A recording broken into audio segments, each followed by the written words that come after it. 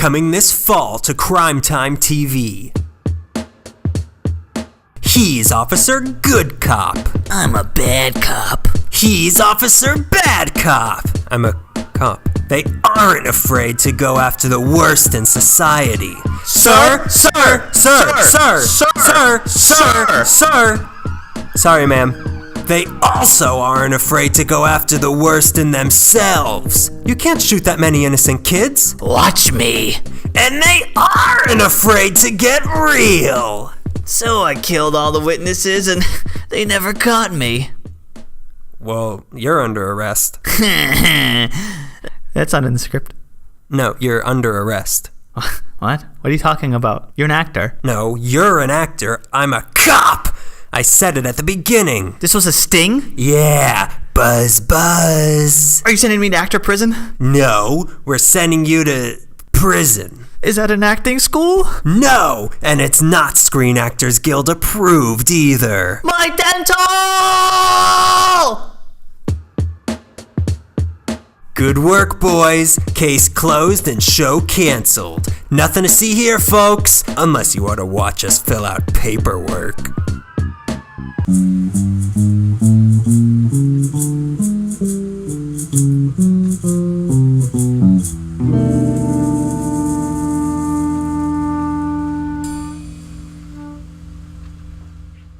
Hello, my Coney Island baby.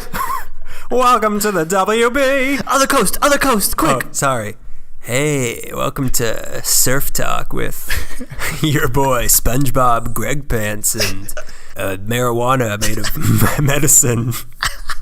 Oh, God. Marijuana medicine. Don't forget to take your marijuana. Now, son, have you packed your marijuana for school today? You're not feeling good. You better smoke 2 reefers. Welcome back yet again. We're glad you're here. Welcome. Pull up a chair. Have a pint. Pint and a pie. A pint and a pie, if you will. So this is episode 18 or so. LA Makeley, the podcast. Welcome, Greg. Welcome, Daniel. Thank you. Thank you. Most cordial we've ever been to each other. Oh, boy. I feel like rose petals on the ground are deserved. Is our anniversary coming up or something? Have you cheated on me? Is that why you're being so nice? I've been on another podcast. You got to know. I was thinking of this podcast the entire time.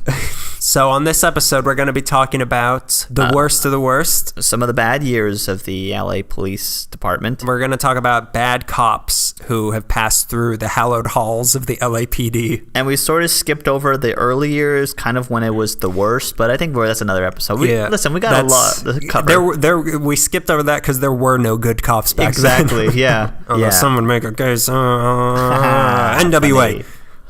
We're both picking a bad cop, then we're both going to pick a good cop and smear their good name through the mud. Yeah, I've got my eyes on that Chief Beck. Is that our chief? I thought our chief was like Chewbacca or something. It's Chewbacca. No, that's our sheriff. Sheriff Chewbacca. Oh my God, I shot the sheriff. Well, Han shot first, so I didn't shoot his deputy Greedo. All right, so I'm going to start us out for chronological sake. For the sake of chronology, let me go first for once. I'm always first. You are always first, like a Han shooting. The Rampart corruption scandal. Oh no! A dark mark on the LAPD's otherwise spotless history. Spotless because they bleached over it. It's just all spot. There's no... You can't tell anymore. Is the zebra white with black stripes? That wasn't a racial comment. Shut up. I felt very uncomfortable for a minute. I felt uncomfortable also. I should have talked about like a lion or something. They're from Africa. This whole... episode, not this episode, but the Rampart corruption episode, it'll go down as the worst scandal in LAPD history. Mm-hmm. This story has a lot of ties in people's minds with the movie Training Day. I've never seen that. What's it about? It's about the Rampart corruption scandal. It's exactly the same thing. You just said that. Okay. It's a documentary. In reality, Training Day was written years before this story came to light. Oh, really? It actually started being made a little after the peak of the whole thing, so parts of the movie were probably rewritten to try to reflect it a little better. Denzel Washington made himself look more like the central figure of this scandal for the filming, and according to IMDb, Oh boy, the most credible source I could think of on the internet. His character's license plate number, ORP967, is a reference to the man at the center of this real-life story, Officer Rafael Perez, born 1967. Ah, clever. Actually born in the year 967. As a side note, James Ellroy apparently called Training Day a complete waste of time. Fortunately for Ellroy, the true story of what happened is not as clear-cut as the movie and is much more confusing, if you can believe that. To start, if you would let me, let's set the stage of what the city was like at the time. Gangs? Is that how it's pronounced? Gangs? Yeah. A gangster is a member of a gang, correct? Yeah, they're one unit of a gang. A gangster of gang members makes a gang. Yeah, exactly. So they've been around in LA forever, but in the late 70s, 1970s, Greg, disco. When the economy... What did I say? Comedy? You said disco, and my mind started doing the funk. When the economy was not so good, things were starting to get noticeably bad. Most of the serious gangs up to this point had been Latino, mostly Mexican, but around this time there was a big influx of immigrants from Central and South America, wherein a lot of places you couldn't trust the police, so some people decided to take matters into their own hands, and a lot of new Latino gangs started popping up. In addition, the black gangs were starting to emerge as a serious force of crime at the same time. In 1979, there were 2,088 major crimes in the city. By 1981, there were 5,158. Oh my God. To try to keep up the LAPD with the help of a federal grant. In 1977, they formed a special unit based out of the Hollenbeck station, made up of 44 officers that would focus exclusively on areas where gang activity was high. This unit was called Total Resources Against Street Hoodlums, aka Trash. By 1979, the city took over funding this unit, and they changed the word total to community because it was so offensive, and it was now called Crash. Yeah. And it's also confusing because there's Training Day, which is kind of not really about this, and then there's the movie Rampart, which is not really about this, and then there's two movies called Crash, which are kind of dealing with the same thing but have nothing to do with it. Well, one of them is kind of dealing with the same thing. Yeah, the other one's the other one's hot. Oh boy, I'm getting all spicy. Yeah, I want to go drive my car into a wall. The county sheriff's department formed a similar task force in 1978 called Operation Safe Streets that has been called by many as being way more effective than Crash. So where the OSS had a strategy of target gang suppression, where they would focus only on the gangs causing the most trouble, Crash was using total gang suppression, which meant they were focusing on all gangs at all times. They were less focused, not quite as effective, and not quite as gentle either. Crash officers were assigned to a gang, and it was their job to find out everything about that gang. So their history, who their enemies were, who was in the gang, what their nicknames were, who they were dating, where their mom lived, whether Greg was affiliated. They would know everyone in that gang intimately, but they wouldn't just spy on them from afar as Greg does. I want to know what they're doing. What's that handball game? I want to play. They would actually interact with them daily. It wasn't always the sort of relationship that you would think. Some of the relationships were strangely pleasant. I've heard such thing. I've heard that they come and introduce themselves, and it's kind of on friendly terms until something goes wrong. Yeah. But they kind of stopped it. From what I hear, will stop in when nothing's going wrong, just checking up on them and just it's like a formal introduction between enemies. Oh, Mr. Comp Lover here. Oink, oink. I guess someone's having a luau. I'm neutral. Yeah, they would talk about their families and their loved ones. Part of this was just out of human kindness, but part of it was also that some of the gang members wanted to have just as much detailed information about the officers as they had on them. A lot of these relationships, they could go sour in an instant. So like a guy you were talking to one day could be having a bad day the next, and turn around, you call his name, and he turns around and shoots at you. The officers joining Crash were some of the best in the LAPD, Greg. It appealed to many because in Crash, you weren't stuck at a desk and you didn't have to deal with like trivial day-to-day cop stuff like car crashes, domestic abuse, the usual. Supposedly Sunday is domestic abuse day. I've heard a cop say that before. Is that official? Is that like a federal holiday? Well, when I was working as a cashier across the street from a police station, it was Sunday, and I said, "How's your Sunday going, officer?" He's like, "Sunday's the worst day because it's domestic. Because like Saturday nights, the guys are drinking and they beat their wives. They go to Sunday. They go to church the next day, feel guilty. guilty. And listen, God, I'm sorry. I won't apologize to her, but I'm sorry. The crash officers, they had to be tough to not be afraid of gangsters. And as a result, in order to fight violent gangsters, some of these cops had to be just as violent. And because of that, crash was sometimes criticized as being a gang itself. The specific unit that we're going to be talking about is the Rampart Crash Unit. Oh boy. Every area of the city has a name given to it by the LAPD. Rampart is the area bordered by Sunset on the north, Normandy on the west, the 110 on the east, and the 10 on the south. Where do you live? What division covers me? Yeah. I don't know if it's northeast. I don't know. I live in Echo Park. I don't know who covers me. I think it's northeast. I live really close to the police academy. I think the cadets. Yeah, you're the test ground. So the Rampart covers 7.9 square miles and is made up of Angelino Heights, Echo Park, not your part of Echo Park. Oh yeah, the bad side by the lake. Yeah. Filipino Town, Koreatown, Lafayette Park, MacArthur Park, Pico Union, Temple Beaudry, Virgil Village, and Westlake. That's what's covered in there. Some scary areas there. What's scary about MacArthur Park? What's scary about Lafayette Park? Nothing. Okay, let's go there right now. I'm not afraid. I'm not afraid of anything. No, me either. I'm going to go in there and I'm going to flash some signs. I don't care what's going to happen. I'm scared. At the time, let's both shave our heads. Hey guys, we're not afraid of you. How about some of that handball? I know it's really late. You keep bringing up handball. Do they really play handball a lot? When I was a kid, I used to see a lot of handball with the really small rubber balls. Small ones. Yeah, and I used to play baseball with them because if you hit them, they go really far, and you think that you're Ken Griffey Jr. You're not. I hate to break it to you, Sonny. You're playing stickball. I played stickball? Really? You used the stick, didn't you? So at the time of the scandal, the late 90s, it was the most densely populated area west of the Mississippi with 36 I turned too much into Mark Twain.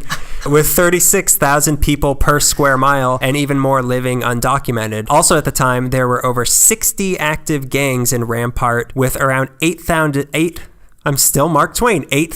members. That's a lot of stickball, Greg. So because of that, Rampart led LA in murder, drug sales, and violent crime. Isn't that great? Hey, we had to be a leader of something. You can't have one without the other two. To fight all this, the Rampart Crash Unit had around a dozen officers on average. 20, it would fluctuate. 20 was the highest number they would have during the summer when gang activity was the highest. Yeah. So having to deal with these numbers, the Rampart Crash Unit had developed a sort of brotherhood mentality to keep themselves strong against what they were facing. It was referred to as the Rampart Way. Oh, I don't appreciate your tone. It's in quotations, Greg.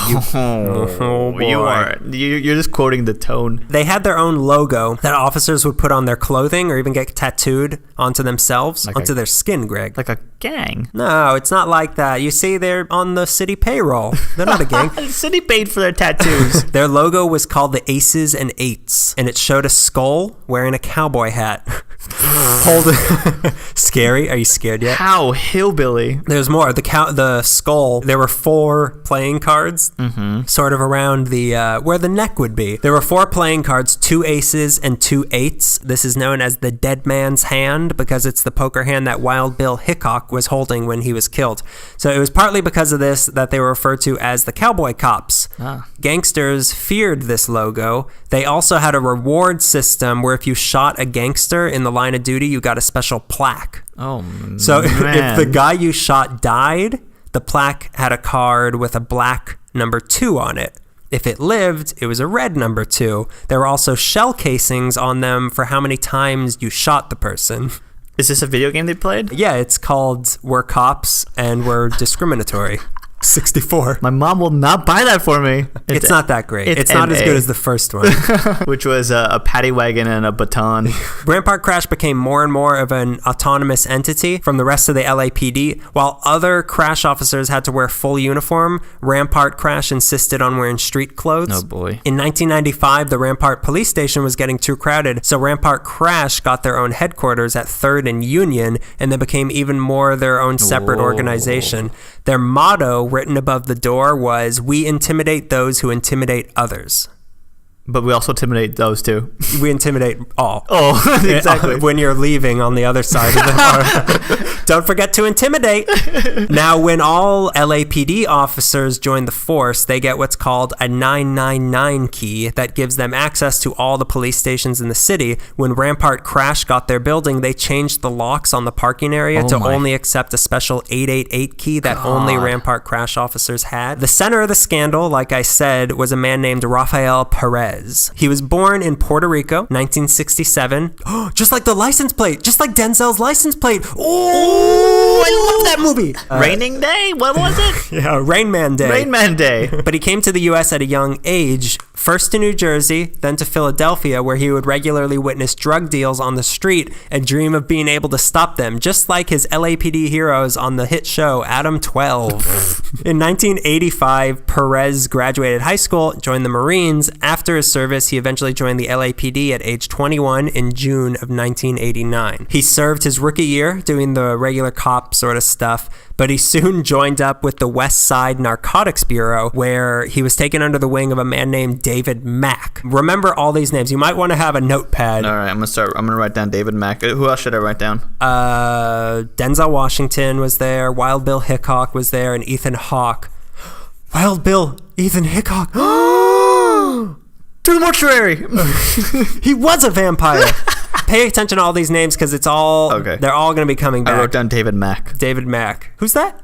I'll tell you who's that. He was a former track and field star who almost married Florence Joyner, who was an Olympic gold medalist, a track and field star also. Mack was the best in the narcotics unit and had very sharp street smarts, which amazed Perez, so he started idolizing and copying Mack in every way. At one point, their friendship was solidified when supposedly Mack saved Perez's life in a sting operation that went bad. Someone like drew a gun. I don't know how... Look, I don't know what happens on the street. What do I look like, a dragnet to you? Perez himself, who went by Ray on the force, was very good at the job as well. He spoke Spanish, which was very helpful. So in 1995, Mack used his connections in the force to get Perez sponsored into Rampart Crash because he had to be sponsored in by an old partner of Mack's named Sammy Martin. That's another name you're going to want to remember. Sammy Martin. This is great. If you have little kids that are trying to learn how to spell and read, listen to this. You should. Yeah. This will really teach you. It'll teach some great hand-eye coordination, what cops to be afraid of. Anyone named Mack, Martin, Washington, Hawk. Mack is also the godfather to Martin's son. I always put Godfather. Write down Godfather, everybody. So all the pieces are now on the board. So I'm going to tell you 3 separate incidents that happened as they were officially reported. Okay. Incident 1, March 18th, 1997, Ventura Boulevard, Studio City. Fade in. Adam 12. Calling all cars. Calling all cars. We've got police brutality. Here's a new name for you. Officer Frank Liga was working undercover as a member of the Aryan Brotherhood and was stopped at a light. What? You heard me. The AB? The AB Society. He was stopped at a light when an SUV playing very loud hip-hop music pulled up next to him. The guy driving it kept staring at him, so Liga asked him if there was a problem, and the guy in the SUV went on to threaten him and told him he would put a cap inside of his ass. Like a baseball cap? Liga yelled back at him, and they both agreed to pull over and have it out. So they both pulled over, but when the guy in the SUV got out, Liga then pulled away back into traffic laughing at the guy. Guy in the SUV does not like that. Yeah. He started following Liga through the traffic until he finally pulled up next to him again, pulled out a gun on him. Liga managed to duck down, fire back, and he killed the guy. He killed the guy in the SUV? He killed the guy in the SVU. Then they should solve the crime.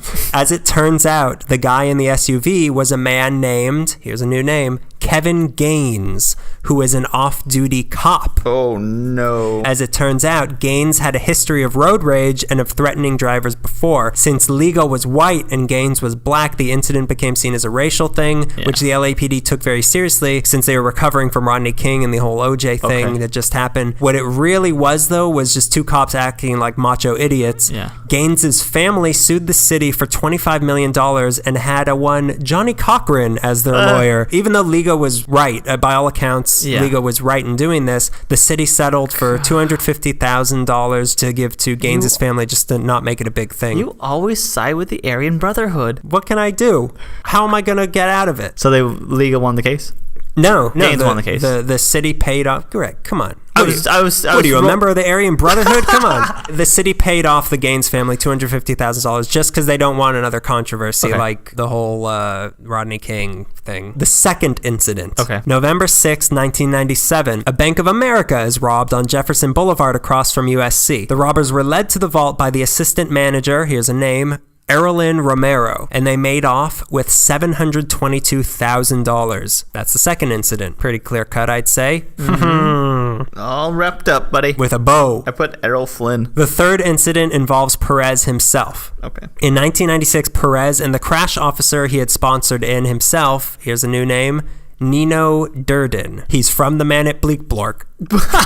They were staking out gang activity from an apartment Rampart crash rented out just for this purpose to sort of stake things out. When a guy named, I don't hear scratching on paper, Javier Francisco Ovando burst in with the intention of assassinating the two cops, but Perez and Durden managed to get the drop on him, if you will. Before he could, he was shot in the neck and the chest. His body was mostly paralyzed for the rest of his life. That's not funny. It turned out Ovando was in the 18th Street gang and did not speak much English, but denied that he had tried to kill the two officers. The court didn't believe him. He was sentenced to 23 years in prison. Now is when the official versions of the stories start to fall apart. Let's revisit them, shall we? Go back to one. Let's go back to the first incident. You're correct. You are correct. I know how numbers work. The road rage one, in case you've forgotten. Like I said, Gaines, the off-duty officer who got killed, had a history of threatening to cap motorists. He also had a history of beating his wife, probably on Sunday, and fighting with other cops. He one time made a fake 911 call for cops to show up at a house just so he could pick a fight with them and then sue them. Wow. Yeah, this is when it starts getting really weird. The house he told them to show up at, the house of Sharitha Knight, Snoop Dogg's manager / Suge Knight's ex-wife. Whoa. Suge Knight, in case you didn't know, is a co-founder of Death Row Records, but we all know that, am I right? As it turns out, Gaines was living in the mansion with Sharitha and living high with her money. What's so strange about that? A lot. Suge Knight was in prison at the time. And also a known gangster. He was a member of the Bloods. Turns out, so was Gaines. He was a member of the Bloods. The off-duty cop. The off-duty cop was also a Blood. Wow. He was seen regularly at Monty's Steakhouse in Westwood, which was at 1100 Glendon Avenue, which was a favorite death row hangout, and further investigation showed that Gaines was actually moving drugs and money for Suge while he was in prison. So Rampart crash and the LAPD in general, it's not as uncommon as you think. There were a lot of ties to Death Row Records. A lot of officers would work security for them when they were off duty to earn extra money. Wow. It was all incredibly suspicious, but the LAPD chose not to investigate it further after the road rage incident because Gaines was now dead, so the case is closed. Why should we look deeper into it? Now, let's go on to the second incident. The bank robbery. The bank robbery. Bank of America robbery. Bank of America? Getting robbed by USC. $722,000 stolen with assistant manager Errol Flynn, Erlen Romero on duty. Turns out Romero had ordered an unusually large amount of money to be brought to the bank that had just arrived 10 minutes before the robbery took place. Oh, weird. Also, turns out she had a boyfriend. That's nice. Good for her. Good for her. I'm glad she found somebody. You know what his name was? What was it? David Mack. Oh, really? Perez's old partner, the former track and field star turned super narc that Perez idolized. Super narc. Mac also had a wife and kids away from his assistant manager girlfriend and had a love of going to clubs and gambling, which got him into a lot of credit card debt, and he was in need of quick cash. 2 days after the robbery, Mac, this isn't suspicious, took a lavish trip to Las Vegas. Okay. You know who he went with? His old friend Sammy Martin, the guy who sponsored Perez into Crash, and who else? Rafael Perez. Wow. When Matt got back, he pulled Menendez brothers. He continued to spend lavishly. He bought a bunch of brand new leather furniture. Oh, tacky. I'm sure he got some watches. And watched the James Bond film, why not? Yeah. Meanwhile, his girlfriend Romero was a prime suspect in the case, and after a month of police pressure, she finally confessed and she ratted out Mac. Further investigation of Mac showed he was a member of the Bloods as well, and he was a friend of Gaines, and he was working for Suge Knight also. Mac is also believed to have been directly involved in the shooting of Notorious B.I.G. It may have been his car that Biggie was shot from, but none of this has been able to be proven. Suge Knight was that generation's Howard Howard Hughes. Howard Hughes had everyone assassinated. Howard Hughes killed Tupac. Or was it Howard Hawks? I always get them confused. I think it was Howard Hughes. I think you're thinking of Ethan Hawks. Are they related?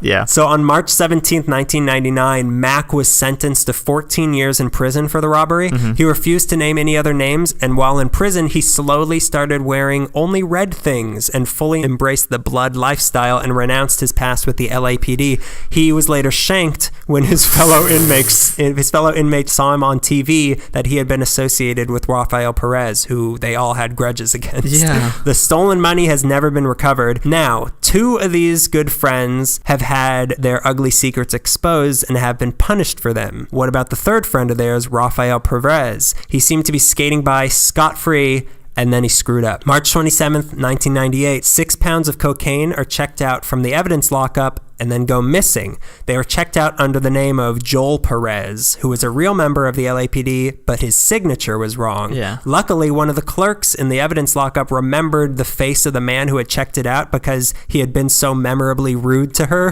That man was another Perez, Rafael Perez. Oh, boy. That May, a secret Rampart corruption task force was formed to investigate what was really going on at Rampart crash, in particular what Rafael Perez was doing. At first glance, it was obvious that Perez was living way too large to be able to afford on a cop's salary. Further investigating of the evidence lockup found that there were other unexplained cocaine disappearances. The February before the 6 pounds went missing, another 2 pounds had gone missing. 2 pounds that had been brought in initially by Officer Liga, the guy who shot Gaines, who was an old friend of Perez's, who Perez may or may not have held a grudge against Liga. This was enough for the cops to serve Perez with a search warrant on August 6th, 1998. Inside of his house, they found a bunch of stolen police stuff, scanners, radios, badges, raid jackets, staplers probably. Also inside the house was a box labeled Crash, Secret, Confidential, which was filled with about half a dozen fake but very realistic guns. That's kind of weird, isn't it? Yeah, that's really weird. Why? Maybe he's got a hobby. Maybe he's making a movie. Yeah, maybe. Maybe he's finally following his dreams and making that. He's making the movie Trading Day. And they changed his name to Anton Fuqua. They then requested his phone records, which showed that he was sometimes making over 100 phone calls a day. The boy likes to talk. Yeah, he's lonely. That's the big deal. One name stuck out, Veronica Quesada. You might want to write that down also, who he had called just before and just after the coke was stolen. So the police visited Quesada, who was Perez's mistress and was also on that post-robbery trip to Las Vegas. And found in her house not just a ton of coke, but also a picture of Perez in what they call a 211 suit. 211 being the code for a bank robbery, listen to that episode. Yeah, I know that now. And the suit being a nylon running suit, which was a typical outfit for a bank robber. Perez was also throwing out gang signs in the picture. Quesada tipped them off that Perez was selling the drugs through her and had stolen even more coke, and closer inspection showed that there were a total of 11 other instances where officers had switched out evidence cocaine and replaced it with Bisquick. They went for the good stuff. All of these instances seemingly were orchestrated by Perez. There had also been a lot of unexplained deposits into Perez's bank accounts. So finally, this was all too much. On August 25th, they officially arrested Perez. His first words when they came to get him, "Is this about the bank robbery?" No, but it is now. We're double arresting you. He was put on trial for possessing coke for the purpose of selling, grand theft, and also forgery, but Perez was so charming and convincing in court that the jury got deadlocked at an 8-4 vote for conviction, but they couldn't come to an agreement, so the jury was declared hung, and they hung them all, and it ended in a mistrial in December 1998. His retrial was scheduled for September 1999, but Perez started thinking that he probably wouldn't get lucky twice, and the DA, who was a Mr. Gil Garcetti, the father of our current mayor. Yeah. Garcetti was doing a lot of gang work at the time. He also oversaw the O.J. Simpson and the Menendez case. He was putting a lot of pressure on Perez's wife, who was a civilian LAPD employee who they figured knew everything that he had been up to, so they threatened to charge her with not cooperating with the police investigation. Perez wanted his wife and his daughter protected, so he decided to cut a deal. He wanted immunity for his wife and a reduced sentence for himself of 5 years and his own immunity from further prosecution. In return, he'd tell them exactly what was happening at Rampart crash. Oh boy. The DA agreed on September 8th and the floodgates were open. Perez requested from jail all the Rampart crash crash arrest reports in order to point out which ones were falsified. Yeah. He reviewed 1,509 cases and pointed out that 91 of them were falsified, 63 involving himself. His confession lasted for 50 hours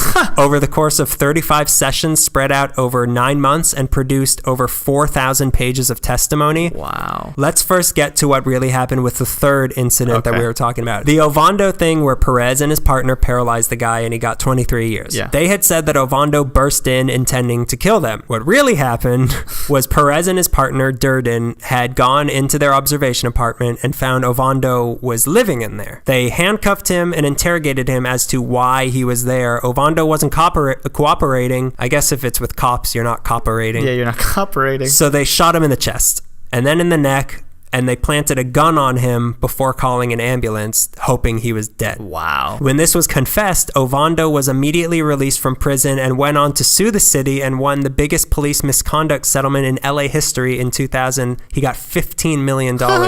Planting guns, as Perez confessed, was not an unusual thing in Rampart Crash. He claimed that every officer in that unit had an extra gun to plant on a gangster if needed at all times. They were known as laydowns or throwdown guns, and they're planted to justify the violence that the officers had used against them. They usually had at least one bullet in the chamber because that was a harsher penalty, and many times they would file off the serial number because that's an automatic felony. Yeah. They would force gang members to supply them with these guns. Planting guns like this and lying about probable cause to justify their force was the most common thing being done here. Perez said that 90% of crash officers in all districts were falsifying information.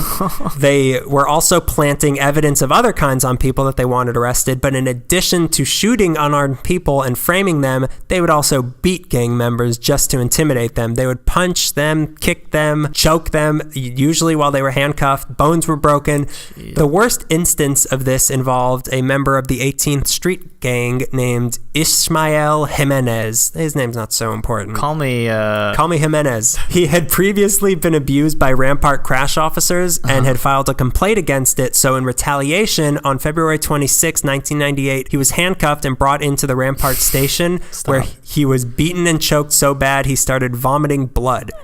They then released him into the wild and he made his way to the hospital where the doctors reported the abuse. He was then visited in the hospital by Rampart Crash officers to intimidate him, but a couple of cops did end up getting fired over this, luckily. One time, Rampart Crash officers went to a funeral of a gang member, searched all the cars that were there without any legitimate reason. Drugs were found and arrests were made. Wow. They one time crashed.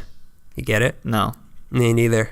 Why did I write it like that? They crashed. Oh, I get it now. A gang party, and they made everyone there line up. Then they picked people at random down the line and made up charges against them. Oh, cool. One guy was accused of having a gun, and he pleaded guilty just to avoid a longer sentence. Wow. Once they used a guy as a battering ram and kept ramming his head into a wall. Is this a Tex Avery cartoon? Yeah, but a lot funnier. They kept ramming his head into a wall until he told them what they wanted to hear. They would sometimes take a guy, drive him deep into another gang's territory, make him take off his shirt so all his tattoos were showing, kick him out of the car, and then announce on their loudspeaker that a rival gangster was here. Oh, no. One guy said they did this to him. He got jumped and stabbed by 10 guys. One story was that Perez's mistress was also seeing another guy, and when Perez found out, he raided that guy's house and planted drugs on him, and that guy got 6 years in prison. Wow. Some people were dropped out of windows. Oh, my God. In 1995, there were 3 officer-involved shootings in Rampart Crash. In 1996, just 1 year later, there were 12. They would celebrate these sorts of things by going drinking at the Short Stop at 1455 Sunset Boulevard, near Greg's house. I was just there a week ago. Yeah, and what were you doing before that? I was planting guns. What else? I was throwing people out of windows. Did they deserve it? That's for the Lord.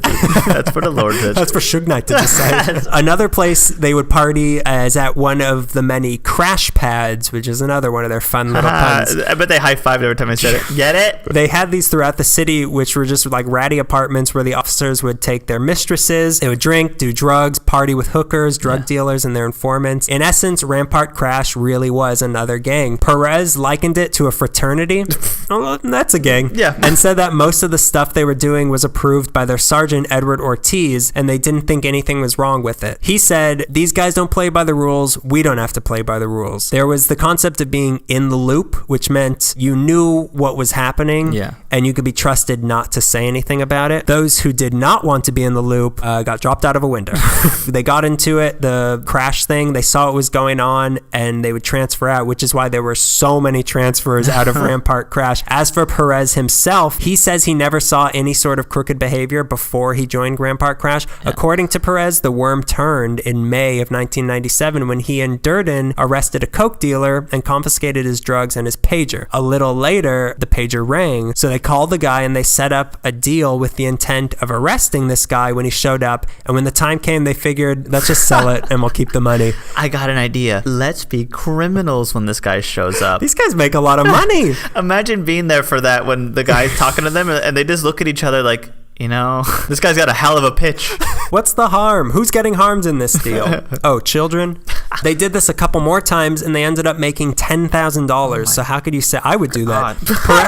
Perez says it was Durden's idea. Durden, of course, says it was Perez's idea. Regardless, this was when Perez claims to have gone bad. Some say he broke bad. Even though some suspect this sort of behavior started even further back in 1992. From this, he moved on to doing all the other things that we already talked about, and Perez didn't feel bad at all about it. He was okay with planting evidence and all that. He said, it felt good. I'm taking this guy off the street. One way or another, he's taking him off the street. Eventually, the power went to his head and said that his job became an intoxicant that I lusted after. Gang members and other people from the community spoke out against Perez as well. One girl said that Perez had once gotten her pregnant and made her get an abortion and then take the bus home from the clinic. Of all the things that happened in the world, that's like the saddest thing. Yeah. He was accused of showing photos of gangsters he didn't like to witnesses and making them positively identify them at crime scenes that they weren't a part of. He's also accused of assassinating a tax collector from the Mexican mafia in a McDonald's, and his and Durden's name come up also being connected with the death of Notorious B.I.G., and Perez is suspected of being the getaway driver in the Bank of America robbery. Really? One gang member said that in a dark alley he'd rather meet Satan than Rafael Perez. Some feel that he was trying to start a drug empire of his own by taking out any opposition and becoming king of Rampart. Perez's testimony implicated around 70 officers. There was enough evidence to bring 58 of these to trial. Of them, 5 were fired, 8 resigned, and 12 were suspended. Those numbers are a little low. In 2008, there were still some officers that hadn't even come to trial yet. On March 3rd, 2000, all crash units were disbanded and replaced by special enforcement units. There was no investigation into whether or not any other crash units had been behaving similarly, which, how could they not be? The LAPD made the LAPD Board of Inquiry into the Rampart Area Corruption Incident, a very catchy title,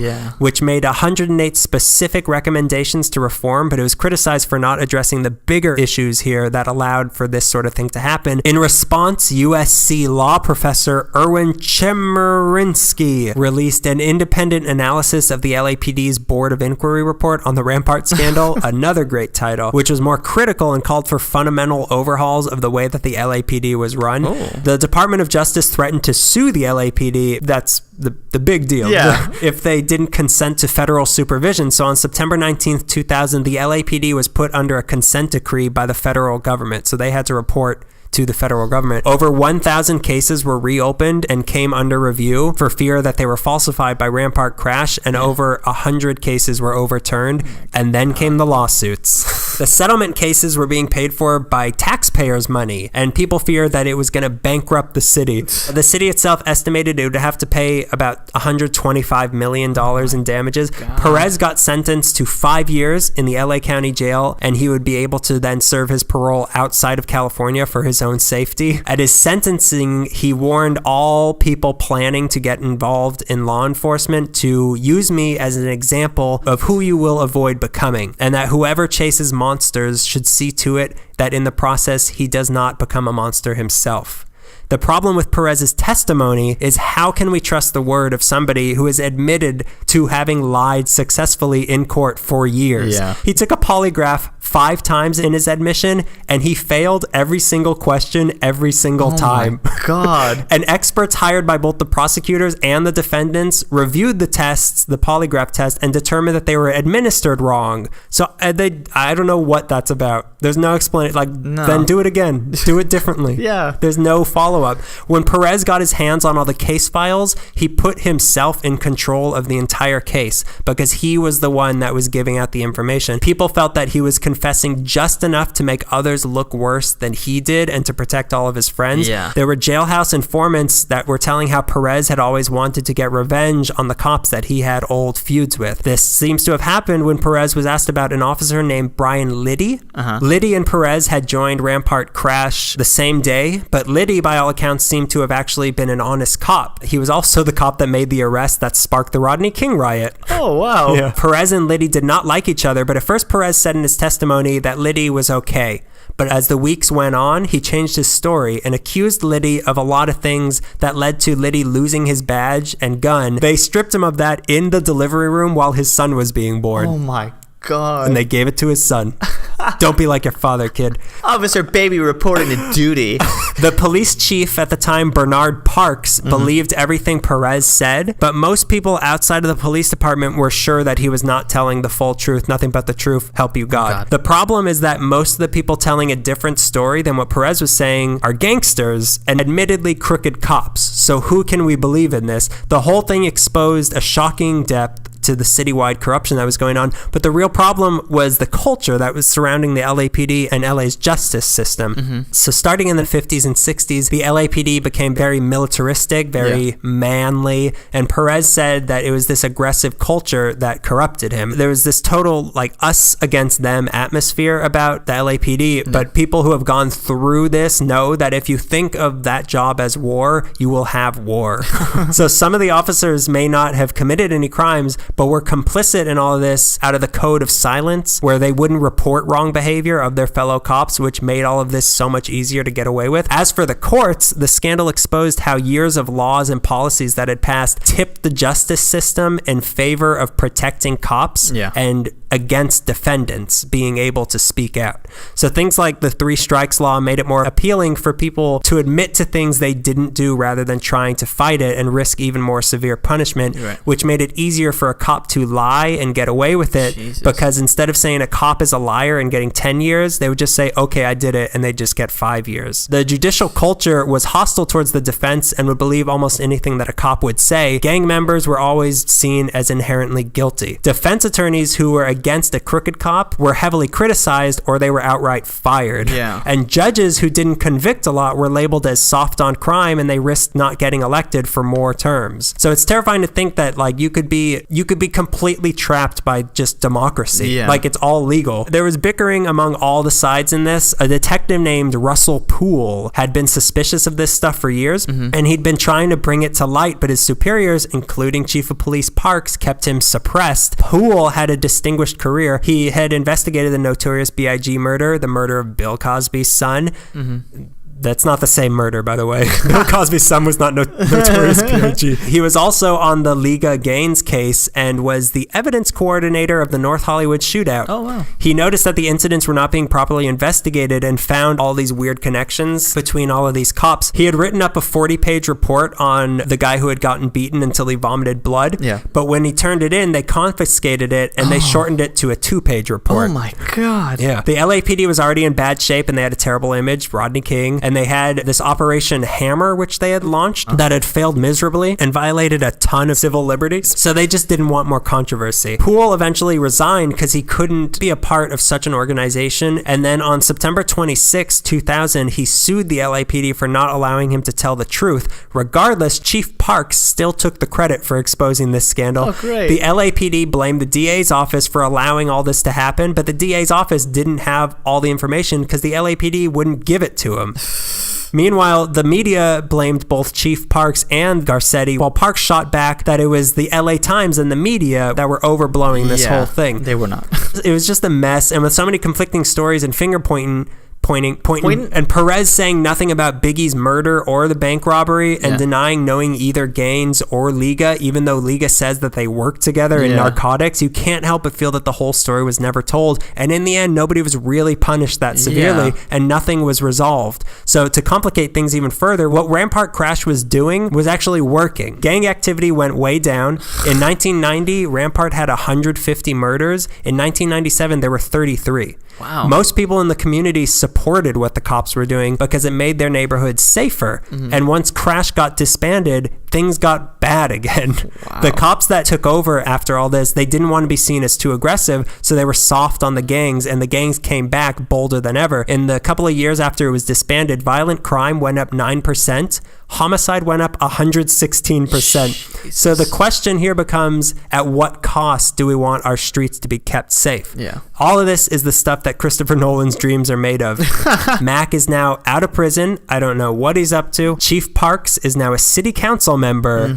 The disgraced Sergeant Ortiz, Officer Liddy, and another guy named Harper sued the city in 2005, saying that they were used as scapegoats in this whole thing, and they won $15 million. Oh, cool. Liga, the one who said it wasn't a racial incident for shooting Gaines, got fired last year when asked about his confrontation with Gaines, that he would have killed a whole truck of them. Oh. Them meaning black people. Great. Ovando, the guy got paralyzed and won that big settlement, got arrested 4 months after he won the settlement for selling drugs in Nevada. Oh my God. As for the federal consent decree that was meant to last for 5 years, it wasn't lifted until 2013 because the judge who ordered it was not happy with how slow the reforms were going. As for Perez, he was released on parole. Perez on parole. I would watch that. It's the best Broadway show I've ever seen. On July 24th, 2001, 3 years into his 5-year sentence, only to go on trial yet again in 2002 for the Ovando thing, where he got sentenced to 2 more years. Nowadays, he's going by the name Ray Lopez and just got 3 more years of probation for lying about his name on a driver's license application in June 2005. And that's the Rampart scandal. Nothing learned, nothing settled. God, it's terrifying. Just committing crimes and getting away with it. And everyone's a liar. Yeah, Perez got 5 years for all of that. Yep. That's insane to me. And the heroes in that then got fired for horrible things that are unrelated. Greg, please tell me that things have gotten better for the LAPD. Certainly. How could it get any worse? They've changed. The federal consent decree is lifted. Things are good now. Things are good when you don't continually pick on one particular person who wants to go Rambo and everybody. And that's the story that I've picked. First blood. In February 2013, a former LAPD officer shot 2 people in a parking lot. Later, when looking for the suspect, they found an 11,000-word manifesto posted on Facebook. And so begins the Christopher Dorner story. Or does it? Christopher Dorner's story could really start anywhere and still end up in a burned cabin in Big Bear. As could all of our stories. His rampage was a long inevitability. If you want to start with his first murders, it was February 2013. If you want to start with the fuel and the flames, it's June 2009. Or it's the inciting incident that occurred in 2007. Or it's years and decades that have built up and all led to this because someone who holds grudges will eventually be consumed by them. So for the sake of linearity, let's put a timeline down. Dorner was born in New York, but moved to Southern California when he was young and grew up in Norwalk and Orange County. Ugh. Save it for Orange County, meekly. It's just us making black noises. Black. He mentions in his manifesto that he was for several years the only black kid in his classes. We've got his yearbook here. Who would have thought there would be so many white people in Orange County? My first recollection of racism was in the first grade at Norwalk Christian Elementary School in Norwalk, California. This is him. This isn't your story. No. We're so similar. He, throughout his manifesto, is able to recall just the smallest slights against him and names involved. He broke my carrot. Jim Armstrong, if I can recall, called me an N-word on the playground. My response was swift and non-lethal, as he said.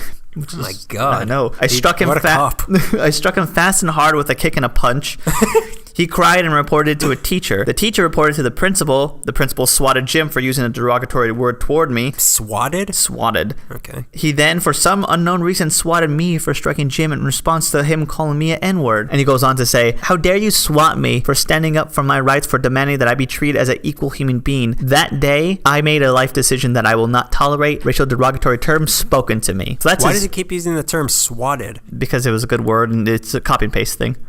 He does a lot of weird things in Manifesto. I'll read my favorite parts of it later. After this long passage about having to deal with this at his youth, goes on to, below is a list of locations where I resided from childhood to adulthood. Cerritos, Pico Rivera, La Palma, Thousand Oaks, City, Utah. He wants the journalist to go and look up these places and build his legend up. Yeah, he wants a plaque. He wants a plaque. Houses. He spent a plaque with a red 2 on it with a bunch of shell casings. He spent a semester as he got older, California Lutheran University in Thousand Oaks, white people, and moved on to Southern Utah University, white people, where he graduated in 2001. A year later, a very white year.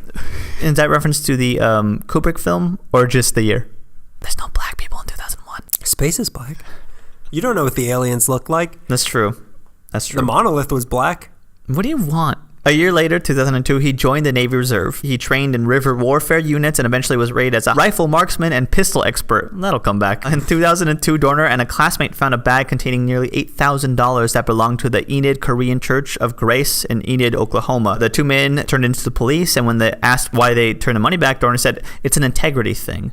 The military stresses. And then he was swatted. The military stresses integrity. Another thing that comes back in the in Manifesto a lot, he stresses integrity. Dorner said his mother taught him honesty and integrity. He was commissioned in 2002, commanded a security unit at a naval air station in Fallon, Nevada, and served with a mobile inshore undersea warfare unit from June 2004 to February 2006. During this time, 2005, he joined the police academy. While he was in the academy, he had an altercation with 2 other officers who, as Dorner puts it, decided to voice their opinions about the black community, specifically using the N-word to communicate this. An old childhood problem. It's not a childhood problem. Childhood problem. What's his problem? Well, he must have trauma from his childhood if he doesn't like being demeaned and dehumanized. It's just him. It's not generations of people. He names these 2 officers in his manifesto, Magnana and Berdios, and from his own words, after he asked them not to use the word, the accused replied, "I'll say what I want." And a shoving match between the 2 ensued until several other officers separated them. Dorner wrote, "What I should have done was put a Winchester Ranger SXT 9mm 147 grain bullet in his skull and Officer Magnana's skull." He filed a formal complaint against these 2 recruits. What ended up happening was Internal Affairs investigated this incident and only found 1 of 7 officers who were around at this time had heard any racial remarks. The other 6 didn't hear anything, didn't see anything. Code of silence. Code of silence. So they're learning. They taught them well in the police academy. So it was all their word against Dorner's, and Detective Ty, I assume, of Internal Affairs, filed a 128 formal complaint which reports employee misconduct against Dorner in retaliation for his initiation for the complaint against the 2 officers. It's weird. He was shunned. Because of this, he crossed the blue line. You don't cross the blue line against other officers. Explain the blue line. The blue line is, how do I say this? Where the handicap spots end? Yeah, you don't park there. Blue line is the understood, you don't turn against other cops, which we've already heard about. We've seen what happens in Rampart. 2 cops who crossed the blue line. Yeah, it didn't have a name, but now it has a name. The blue line. Yeah. Berdios and Magnana only got a 22-day suspension, paid of course. And all the ice cream they could eat. And at the time of Dorner's rampage, they were still LAPD officers. So Dorner graduates in 2006. He spent the first few months on the street as a trainee, but during this time, he was deployed in November of that year to Bahrain with the Coastal Ravine Group 2, which was the... You can be in the LAPD and the reserve, yeah. Huh. I didn't know that until I read this, but yeah, they deployed him. He returns and... That doesn't sound like a good idea at all. What if you need him at the LAPD? Isn't there enough cops, though? I mean, he's just a trainee. He's well, what if all the cops were like, we got a war, all the officers got to go fight, you gang members take over. Godzilla's attacking. We better bring in the Navy to control the gangs while us good cops fight Godzilla. So Dorner returns to the police department in April of 2007 and quickly resumes his post with the LAPD. Because he had left when he was still a trainee, he was still on probation when he returned. He was assigned to a training officer named Teresa Evans. This is where we should start paying attention. What? Okay. According to Evans, from the first day she began working with Dorner, she claimed that he had started complaining about racism in the department. She used the word preoccupied. He was preoccupied with it because of what happened before he left when he was in the academy. This might sound racist, but it's relevant to me. What is her race? I don't know. Because if it's like a white person, like, oh, he's always going on about race, you can't always trust that. Yeah, it's true. It's true. I don't know. I didn't look it up. What was her last name again? Evans, but her first name is Teresa. She's white. Oh, God, she is so white. So white as cocaine. She's as white as Bisquick. That's good stuff. I was up for hours and I'm so fluffy. Dorner asked her if she had seen any racist behavior or been treated badly. Maybe she wasn't white. She would later tell him to keep all discussions work-related. To her, it might seem paranoid or she might know about his previous incident, calling out 2 fellow officers. It's kind of hard to tell. Yeah. But she was siding against him, and I think he sensed that. As we've learned, when trying to delve deep into cop activity, it gets very murky. It's funny reading all this Dorner stuff in his manifesto and the stuff. You're like, well, I know there are corrupt cops, and he had crossed the blue line, and in his manifesto there are things that he brings up where it's behind like the curtain, and you're like, oh, what if it's really like this? And then you step back and you're like, no, he's a crazy person. Yeah, he's a murderer. No. But what Perez was doing, I mean, like, he just wanted to have some new leather furniture. What's wrong with that? He found his purpose in life. I thought that's what our goal in life was. In his manifesto, again, he goes on to bring up her reputation in the department as a bully herself, continually being flagged for excessive force, and earning the nickname which she proudly stood by, Chupacabra. I think in a goats manifesto, were her victims? Yeah, she would arrest a lot of goats. She was a goat racist. He brought up an incident. Bye, black sheep. He brought up an incident where she like tore a piece of skin, like ripped some skin off some older woman while trying to arrest her, and like was bragging about it. Tore a piece of, how old was she if her skin was coming off in pieces? It might have been in the film Dead Alive. She might have been part mummy. 2007 incident between Evans and Dorner. They are called to a motel or a hotel in San Pedro. It was a smotel. It possibly was a Holiday Inn. That's a lyric. 2007, San Pedro, they're called to deal with, I think it's a homeless person who won't move from like a bus stop. They're trying to get him up, and during this, they kind of get into like a shoving match. Dorner and the homeless person. He gets into a lot of shoving matches. I think he does. He's a kind of I mean, if you look at pictures, he looks like a big, scary football player. So I imagine you can shove him and it wouldn't affect. Shoving is his biggest weapon. His shoulders are for. And then he arrests the person. They kind of get into, he tackles him down. They file the report, and then Dorner comes back later and says, well, I wasn't completely honest. When they were arresting this person, Christopher Gettler, Officer Evans was kicking the person using excessive force and kicking him in the chest. And he would later go on to say, oh, if you watch the video of Gettler, the recorded testimony, he admits to this, to which the Internal Affairs has to go and investigate on that. And they find later there's not enough evidence to do anything to Evans. Convict. Now, at this time, Evans is saying that the only reason that Dorner is saying this is because she threatened him with an unsatisfactory report because he wasn't doing good up to that point. So now she thinks Dorner's trying to just back himself up, and if he gets rid of Evans, he doesn't have to worry about that. And it's kind of true.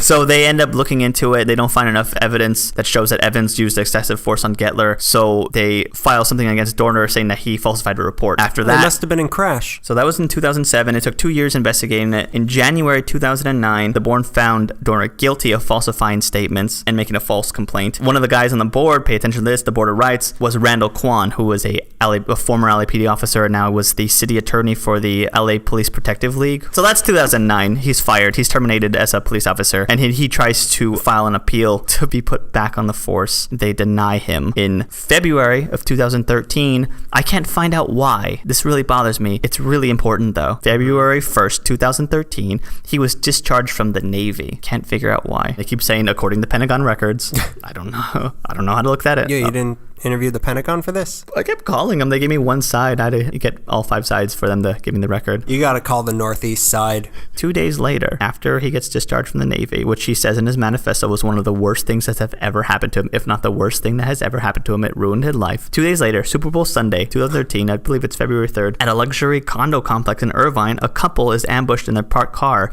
They are shot and killed. The female is Monica Kwan, employed as a basketball coach. The male in the car is Keith Lawrence, a public safety officer at USC. Monica Kwan is the daughter of Randall Kwan, who was on the Board of Rights. February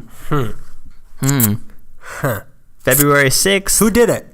It was 3 days between them being shot and them identifying Christopher Dorner as the lead suspect. I remember when this happened and these people were shot, there was like so many different reports of like who these people were. It's like, oh, he shot 2 old ladies. No, they were cops. No, it's this. Yeah, it was really confusing at the time. I read those reports when they were still trying to figure it out, and there was this rumbling of like, well, there's this thing online that we should be looking at. And they kind of had it. He calls it a manifesto. Yeah, they couldn't really figure out why 2 people were shot, and then it becomes really clear on February 6th. Oh, I don't know. See, that's the thing. I don't know if he posted the manifesto and then went and shot 2 people, because he didn't mention that in his thing. He mentions what he's warming up to do. Or did he shoot these 2 people and was so like, I got a big idea. The muse. I have one important question. Yeah. Who won the Super Bowl? The Bears.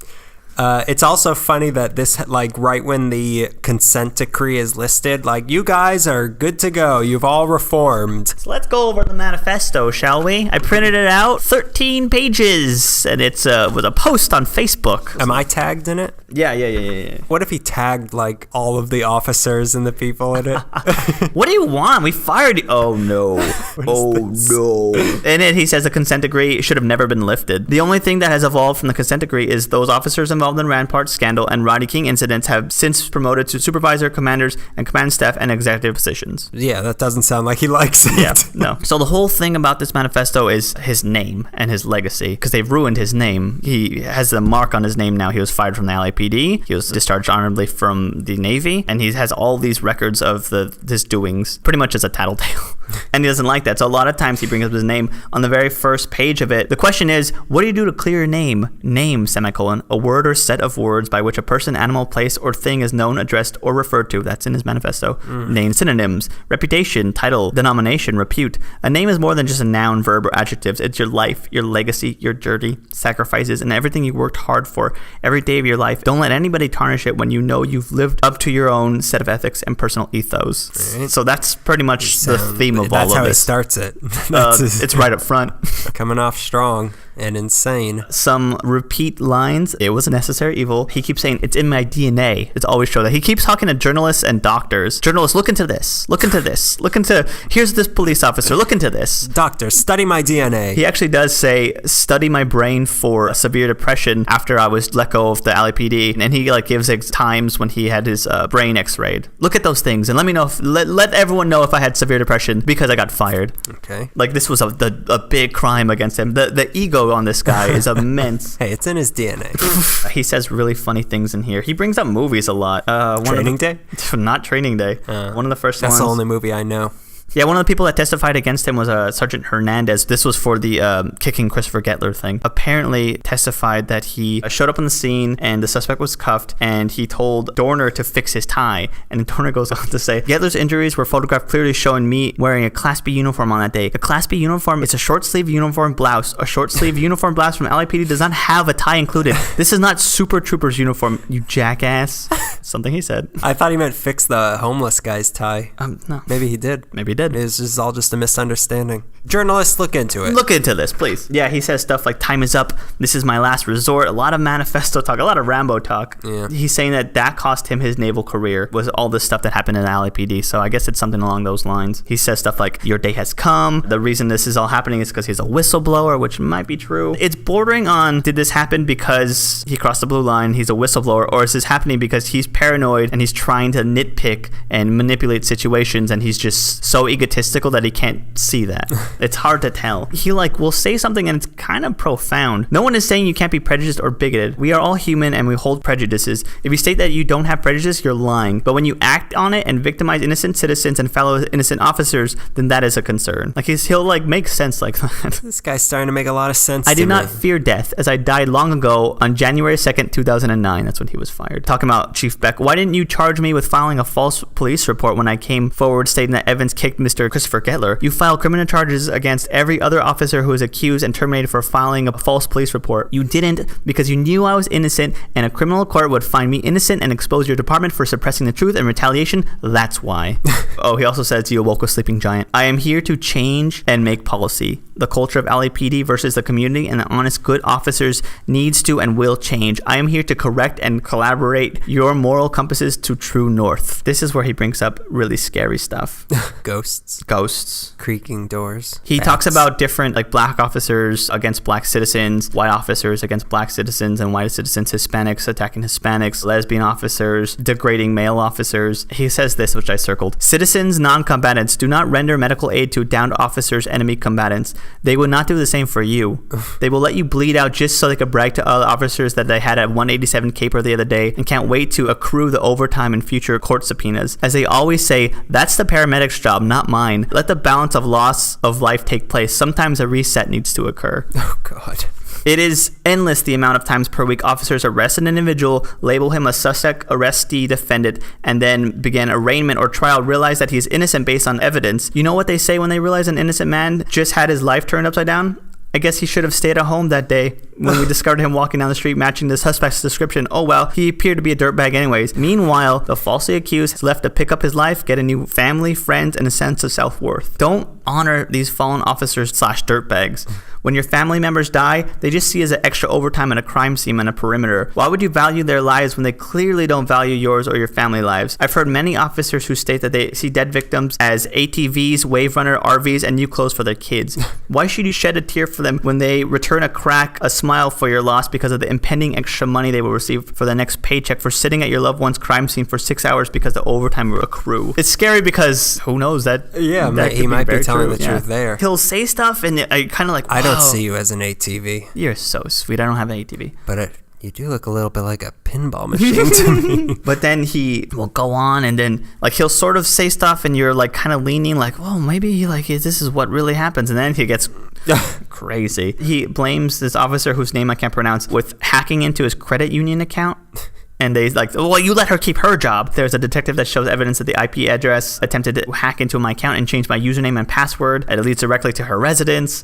The Tree of Liberty must be refreshed from time to time with the blood of patriots and tyrants. This quote is not directed toward the U.S. government, which I fully support 100%. This is toward the LAPD, who cannot monitor itself. The consent decree should have never been lifted, ever. Wait, now he likes the consent decree again. He's back and forth. You gonna listen to this guy? Greg, suddenly I don't know if he's such a nice guy. He threatens a lot of people straight up. He says Bratton, Beck, Hayes, Tingaredes, Eisenberg, Martella, Kwan, Evans, Sergeant Hernandez, Villanueva, Gallegos, and Anderson. Your lack of ethics and conspiring to wrong a just individual are over. Very grand. You are aware that I have always been the top shot, highest score, and excellent... Oh, no. An expert, in rifle qualifications in every unit I've been in. I will utilize every bit of small arms training, demolition, ordnance, and survival training I've been giving. Rambo. The violence of action will I'll be in this cave. You have misjudged a sleeping giant. Whatever pre-planned responses you have established for a scenario like me, shelve it. Whatever contingency plan you have, shelve it. Whatever territory plan you've created, shelve it. I am a walking exigent circumstance with no off or reset button. Look at the big picture of the situation. They, LAPD, create a situation. I will harm no outside agency unless it is a deadly forced idle situation. Except for the 2 people he shot in the car who were civilians. Totally. Right. Not even like, I'll start with a few. Yeah. What I said I was going to do. He went straight against his manifesto. And if a man can't be held to his manifesto, who is he? That's the thing that totally negates all this passionate 11,000 word thing is this, like, I'm going to shoot people who are unarmed first. And then it gets just strange. He starts talking about gun regulation because he was able to get assault rifles and all this stuff very easily without showing an ID in certain places. And then after he talks on a long time about banning guns, again, because it was so easy to get them, Mia Farrow said it best. Gun control is no longer debatable. It is a conversation. It's a moral mandate. Then he talks to Senator Feinstein. His greatest hero. Mia Farrow said it best. I'm not Rosemary. He then goes on to talk about the presidents and talk to the president. Oh, no. He says that President... It's pronounced Obama. Oh, God. Who did I vote for? He thinks that Obama's doing a great job. He loved Bush, too, which was really weird. He has a Star Wars reference. He does seem to flip-flop. Ooh, let's hear the Star Wars reference. Oh, he's talking about... Han shot first. I'm Han. You were always Han. And everyone's Greedo. Talking about Obama, I believe. Electoral candidates, children Romney at the time, state that they want to punch the president in the face during debates with no formal repercussions. No one even questioned the fact that the son just made a criminal threat towards the president. You call his wife a Wookiee. Off the record, I love your new bangs, Miss Obama. Mrs. Obama. Wait a minute. Who called who a Wookiee? I guess someone on Romney's side called his wife a Wookiee. So a son of Romney called Michelle Obama a Wookiee. I didn't look into that. I just took it at face value and I circled Star Wars reference. I love the seconds right after that when he's getting all heated up. Off the record, I love your new bangs, Mrs. Obama. It's like a Wookiee. He brings up a lot of old stuff, assistant principals who had accused him of certain things. He remembers names and dates. He then goes on to... As crazy people do, because they sit around and harbor resentment. He names all these friends that have been really sweet to him over the years and how he wishes he could... Shoot them in the face. A lot of people in the force he wishes he could have more years with. To shoot them. And then he goes on to talk about, it's sad that I won't be around to view and enjoy The Hangover 3. He talks directly to Todd Phillips when he does this. He really missed out. This is the real tragedy here. Oh my God, a guy didn't get to see The Hangover 3? Oh my God. He talks to... Give him the Medal of Honor. He talks to the vice president. He talks to Hillary Clinton. You're going to do a bang-up job when you become president. Speaking of bangs, tell Michelle Obama. He thinks Governor Chris Christie's going to do a good job. He's really all over. He's complimenting people on opposite sides. He names people he's proud of. One of them, Chris Matthews. No, thank you. Who's Chris Matthews? Chris Matthews is the big white hothead on, I forgot, one of those yelling talk shows. Oh, Yell Talk. Yell Talk. The Honorable George H.W. Bush. They never gave you enough credit for your successful presidency. No, they didn't. Because it wasn't. Ellen DeGeneres, he brings up, continue your excellent contribution to entertaining America and bringing the human factor to entertainment. What? He thinks that Westboro Baptist Church can all slowly burn in hell. He's really this is weird. This is really weird. He tells Christoph Waltz what a great actor he is. He names the most beautiful women on the planet. You want to hear a couple? Yeah. Kate Winslet, Gina Carano, Gianna Michaels, Nora Jones, Margaret Cho. Queen Latifah, Michelle Rodriguez. What? Notice how the only one I'm outraged about is Margaret Cho. His next little blurb, Dave Brubeck's Take 5 is the greatest piece of music ever, period. I mean, there's not much we can really argue him on. Anthony Bourdain, you're a modern Renaissance man who epitomizes the saying, too cool for school. Again. Did I write this? He loves Larry David, Kevin Hart, Louis C.K., Dave Chappelle. Larry David, I agree. 72 to 82 degrees is way too hot in a residence. 68 perfect degrees. I'm going to shoot you. This is why did this come up naturally or No, I mean, he just started talking about people he missed and then was probably thinking about everything he was going to miss and then started thinking about the world in general. The two things I'm going to miss most, the Hangover series and watching Ellen DeGeneres show. And that beautiful Margaret Cho.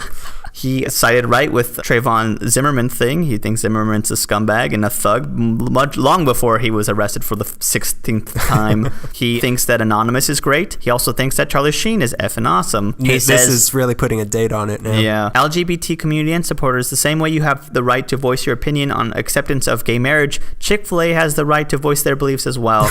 That's what makes America so great, freedom of expression. And then there's a smear of chicken grease on it. On everyone's Facebook post, there's a smear of chicken grease. The last person he wants to give a shout out to before, I guess his words got...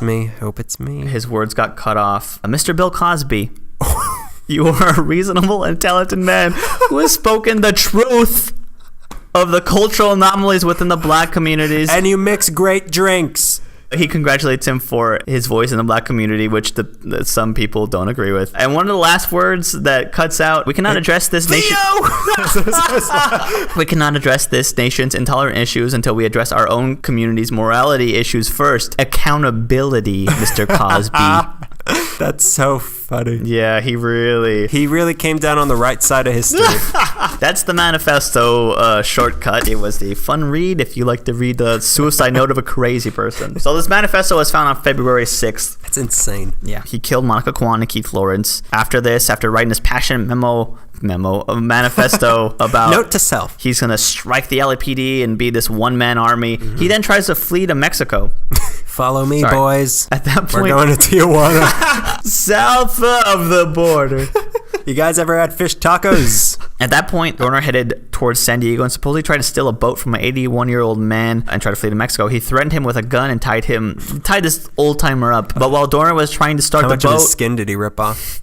Just a little bit. Just the nose. He was hanging off. But while Dorner was trying to start the boat, a rope got tangled in the propeller and the boat was no longer Mexico bound. He took the owner's cell phone and fled the scene, and the boat owner was left unharmed, which was cool of Dorner to do since he's known for killing people who are unarmed. About 2 a.m., a citizen reported finding property belonging to Dorner on a street near a Lindbergh field, not far from where he tried to steal the boat, which included a briefcase which had Dorner's LAPD badge on it. He won't be needing that. So then he's trying to go to... It's February 7th. It's 5 a.m. Do you know where your kids are? Chasing Dorner. Torrance. 5 in the morning. Oh, no. One of the people that Dorner... I have loved ones there. One of the people that Dorner had promised to attack had police security on the perimeter watching just in case anything happened. It's 5 in the morning, and a van slowly comes down. It's, from what police have said, it matches the description of Dorner's. God. And it's coming up the street, and it keeps stopping and starting, going real slow, and it's really real suspicious. As the van gets closer, at least 7 officers open fire on this van. fired between 20 to 30 rounds, and it turned out to be a woman and her daughter delivering newspapers down the street. One of them was shot and injured, and the other one almost blinded from the windshield glass shattering. Paranoia. Yeah, great. Shoot first. And that's basically the criticism of the police department was like, hey, great job. It didn't even look like his car. Wait, they didn't even notice like newspapers flying out of the windows? I guess not. It was dark. The color, the truck was a Nissan Titan, not a Toyota Tacoma. The color wasn't gray, but aqua blue. As it got closer, like, oh, this is totally not his car. It was acting suspicious, yeah. And neighbors were just furious that this had happened because their paper didn't get to them. And then another incident happened, again with Torrance police. Not that great. They spotted a truck similar to Dorner's at Flagler Lane, and Beryl Street was fired upon again. I think he was shot in like the shoulder. I mean, they are playing into his manifesto. Yeah, exactly. Like we were saying, the paranoia he created was so intense because you didn't know where he was. So anything that looked similar to him, you knew that he was a road cop, a really good marksman. Some sort of a van. Yeah, and some sort of a car. He's spotted then in Riverside County on February 7th, the next day after he was announced as the killer. 2 LAPD officers in Corona, which is in Riverside County, were on a protection detail when a civilian approached the cops and told them that they had saw a truck that looked like the description of Dorner's truck. I'm going to cut in here because I remember when this whole man, like no one knew. I remember everyone was scared. No one knew where he was. Yeah. And the thing I was going to tell you before is that at the Lowe's right over here in Northridge, supposedly Dorner was sighted there, and like they shut down the whole store and they like made everybody line up, and they went through like, are you Dorner? Are you Dorner? He wasn't there, but someone thought they saw him there. I remember being in Chico at the time that this was happening down here. He's coming. And I remember you had gone to Big Bear recently, and I remember thinking, remember we thought that like he was following you? Yeah. Of course we thought that. You saw his manifesto, Greg. He likes Christoph Waltz. I like Christoph Waltz. Oh, God. Be honest. Are you Dorner? I'm Dorner. There was so much speculation because it was like city-wide. Yeah, and no one knew. A civilian spots a truck that looks like Dorner's, and these 2 cops in Riverside County take a look. The police followed the truck, and it sped up as they were pursuing it, so they continue to pursue it. That happens all the time in Riverside. It's just meth. Leave me alone. I'm not Dorner. I didn't kill anyone except them. Welcome to Riverside. It's a necessary evil. And my name is Necessary Evil. As they approached, they realized that it was Dorner, and then at that point, Dorner fired on these officers, and they fired back. One of these officers suffered a graze to the head. Dorner, because he was a marksman, demobilized that car and continued on. If he was a marksman, graze to the head? Come on. He's driving at that time. Give him that. True. About an hour and a half later, an Officer Crane, and a younger officer trainee, Zacchaeus, I hope I'm pronouncing that right, were stopped at a red light when Dorner drove up to them and opened fire at a parked red light. This happens a lot tonight. Total ambush. He killed Crane and seriously hurt Zacchaeus. So he was just... They just parked at a red light and he just... Were they... So this was still in Riverside? Yeah. Were these guys LAPD or were they like Riverside? I don't know if those 2 were or not. I know that... So just any cop he's going to kill? Yeah, basically. And he's going to ambush them. It's not going to be like an internal assault like he promised.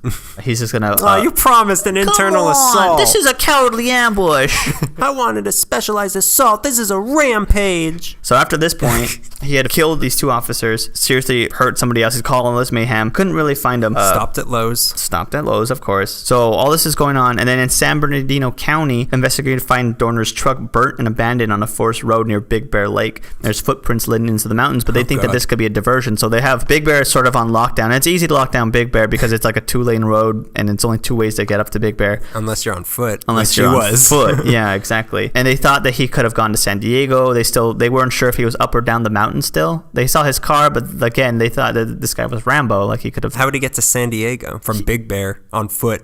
You can go down to like Redlands and then catch the 15 and go down to San Diego. Let's go there right now. Okay, I'll show you that. Here, pause it again.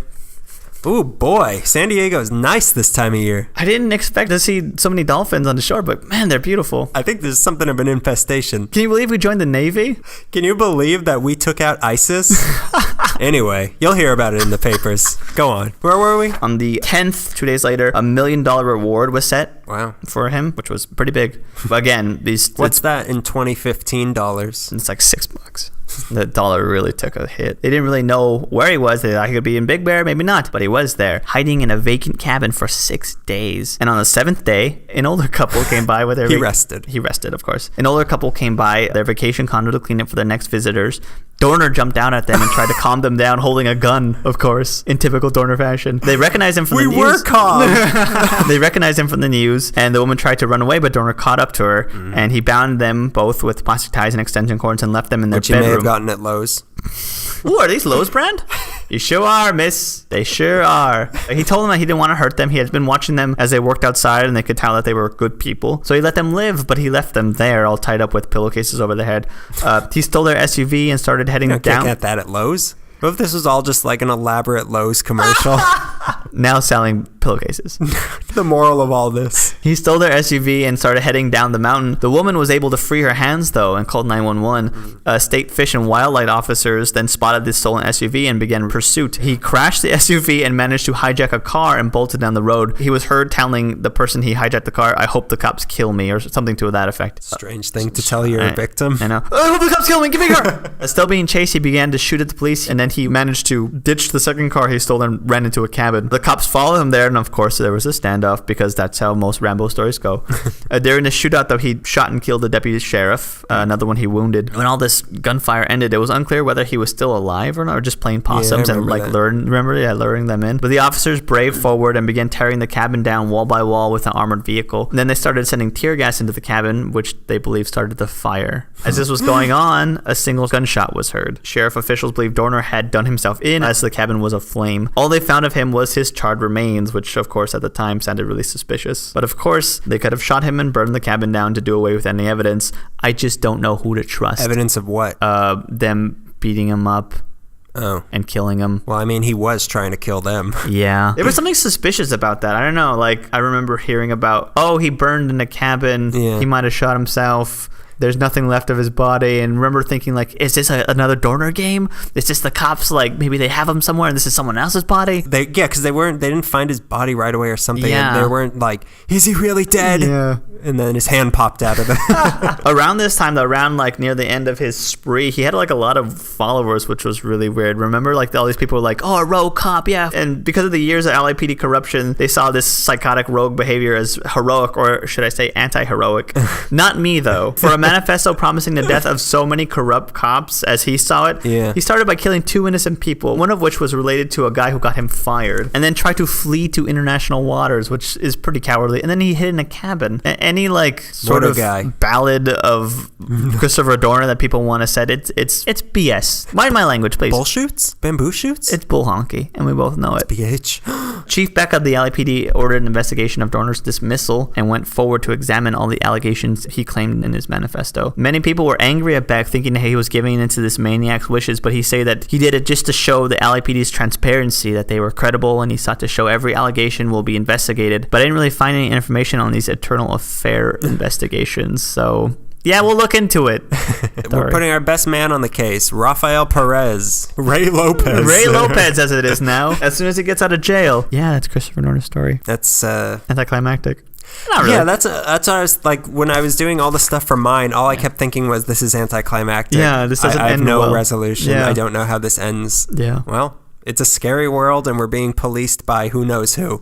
Welcome to Los Angeles, where the police might plant a gun on you. Run or confess. You got 2 choices. Open up. It's the police. We're not crooked. We're nice. We're the nice ones. These stories it's just like a snow globe just shaken up. I don't know where the snow ends and where the little snowman begins. It's a confusing world. I think that we should infiltrate the LAPD. Sure. I was going to say be private detectives, just like a Marlowe or a Continental Op. We could be Marlowe working with Spade. Oh my God. West Coast meets West Coast. Dorner's story doesn't really show a lot of overt police corruption. There aren't like cops. I mean, as far as his manifesto goes, they look out for each other. They'll lie. They'll do what they need to do to stay out of trouble. But there's no giant ring of there's no drug ring. There's nothing that corrupt. But they're just bad cops. And that's been our episode. I don't know what to take from his manifesto as true and what's not true. That Ellen DeGeneres is the voice of the people. That is definitely a objective truth. An undeniable law of the universe. No, but really, like the Rampart scandal was this big city-run, this sort of empire that was building up as this street gang. At the same time with that, it's kind of like, I figured.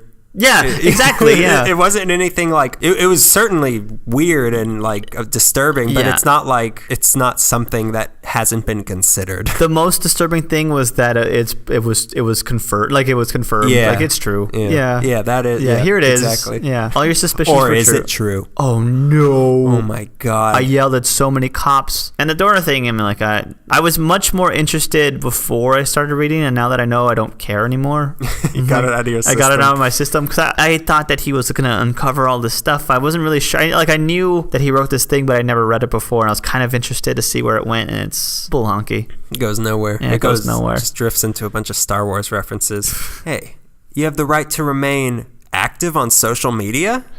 Find us on Facebook. Like us on there. Follow us on Twitter, Tumblr. alimeekly.tumblr.com. Leave us reviews on iTunes. Please do. Say hi to us on the street if you see us. We appreciate that. We love all our fans, every single one of them. Yeah, if you yourself are writing a manifesto, mention us. It would be good for our public image. Tag us. Tag us in your next Facebook manifesto. The LA Conservancy is having a lot of movies in downtown in June. Psycho is one of them. Willy Wonka and the Chocolate Factory is another one. I'm trying to remember what theaters are involved. I know the $1 Million Theater's involved. I think the Regent. So go watch some movies in downtown. Check out these old theaters. If you get a chance, go to the United Arts Theater. It was our favorite when we went for that night. Yeah, it's incredible. Yeah, it looks like Dracula's Castle. Before you do that, when you go there, leave an iPod playing our episodes so everyone can hear it. Yeah, we really appreciate any plugs that we can get. We're not going to reimburse you for the iPods. If you want to send us an email, la.meekly@gmail.com. It's a jingle that just won't get out of your head. Any last words? It's in my DNA. And that's been another episode of LA Meekly, drafting our manifesto since 2013. All right. That's Greg deflating. He's inflatable. He's the handsome guy. He's inflatable. In every hole.